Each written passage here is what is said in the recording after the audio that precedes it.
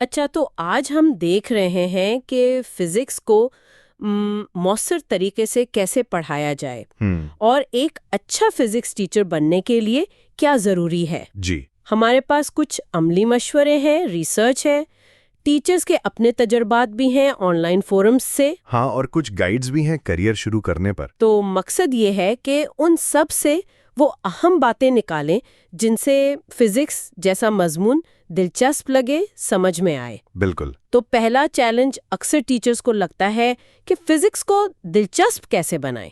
یہ تھوڑا خشک سمجھا جاتا ہے۔ جی یہ تو ہے۔ تو کچھ ذرائع کہتے ہیں کہ کہانی کی طرح سنائیں یا روزمرہ کی مثالیں دیں، جیسے استری کیسے کام کرتی ہے۔ ہاں، یا گاڑی کی سیٹ بیلٹ، یہ روزمرہ کے کنیکشنز، یہ بہت اہم ہے۔ اچھا، فزکس کو صرف فارمولوں سے نکال کر وہ حقیقی دنیا سے جوڑنا، اس سے سمجھ بھی آتی ہے اور دلچسپی بھی بڑھتی ہے۔ اور وہ عملی تجربات کا کیا؟ وہ تو بہت ہی ضروری ہیں، چاہے کلاس میں پینوں پر پھینک کر گریوٹی دکھائیں یا ٹارچ سے روشنی سمجھائیں۔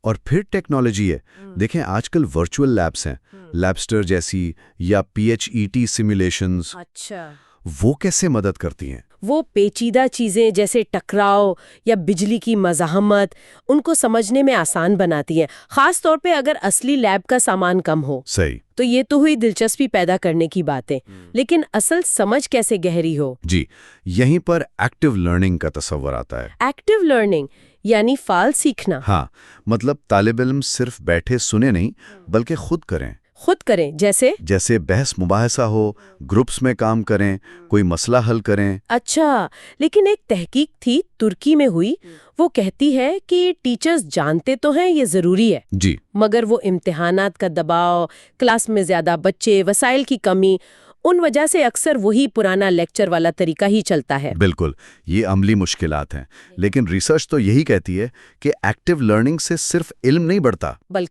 بلکہ ان کی وہ تنقیدی سوچ، پرابلم سالونگ، کمیونیکیشن، یہ سب بہتر ہوتا ہے۔ تو یہ صرف پڑھانے کا طریقہ نہیں بلکہ سوچ بدلنے والی بات ہے۔ جی ہاں۔ اچھا، اور استاد کا اپنا رویہ؟ آن لائن فورمز پر ٹیچرز اس پر بہت زور دیتے ہیں۔ کس چیز پر؟ جذبہ، تیاری اور ایمانداری، خاص طور پر یہ کہ اگر کوئی جواب نہیں آتا تو مان لے۔ یہ تو بہت اہم ہے۔ جی ہاں، اس سے اعتماد بنتا ہے، طلبہ کو لگے کہ سوال پوچھنا ٹھیک ہے اور یہ کہ استاد بھی سیکھ رہا ہے۔ صحیح۔ اور کلاس کا ماحول؟ وہ بھی واضح اصول ہوں، مستقل مزاجی ہو، عزت ہو۔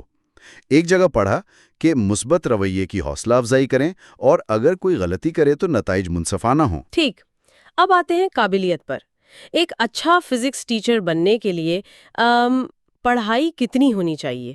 اس پر تو لگتا ہے سب متفق ہیں، فزکس کا علم پکا ہونا چاہیے، یعنی تقریباً فزکس میں میجر یا مائنر کیا ہو۔ اور صرف ڈگری کافی ہے یا پڑھانے کی ٹریننگ بھی؟ نہیں، صرف ڈگری نہیں، فزکس پڑھانے کی خاص ٹریننگ بھی ضروری ہے۔ جیسے؟ دیکھیں، انگلینڈ کی مثال لیں تو وہاں کئی راستے ہیں، یونیورسٹی کورسز ہیں، اسکول میں ہی ٹریننگ ہوتی ہے۔ اچھا، کچھ پروگرامز میں تو تنخواہ بھی ملتی ہے ٹریننگ کے دوران، اور وظائف بھی ہیں مالی مدد کے لیے۔ واہ۔ اور IOP جیسے ادارے، انسٹیٹیوٹ آف فزکس، وہ نئے ٹیچرز کی بہت مدد کرتے ہیں، وسائل دیتے ہیں، ٹریننگ کرواتے ہیں۔ ان کے پاس وسائل بھی ہیں؟ جی ہاں، ان کی ویب سائٹ ہے IOP Spark، اس پر 2000 سے زیادہ تدریسی آئیڈیاز اور سرگرمیاں ہیں۔ زبردست۔